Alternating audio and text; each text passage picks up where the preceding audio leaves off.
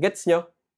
So kung hindi nyo na-meet yung selection criteria based on non-compliance risk dito sa Section 3 ng RMO number 6, 2023, pwede niyang mapakancel yung LOA na na-receive nyo sa Bureau of Internal Revenue.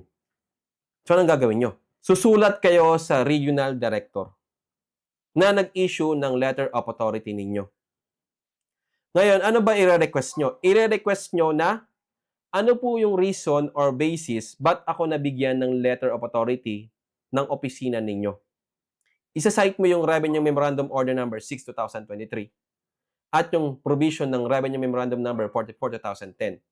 I-attach mo din yung LOA, copy ng LOA, hindi original yung copy lang, na na-receive mo from the BIR as proof na ito yung na-receive kong LOA, ano yung reason or basis ng audit ba't ako in-issuean ng LOA ng BIR pursuant to the provision of RMO number 6, 2023 and RMO 44, 2010.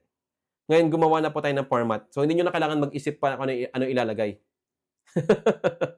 Gumawa na po tayo ng format. Ito po yung format natin. This is 4 pages yata. 4 pages po ito.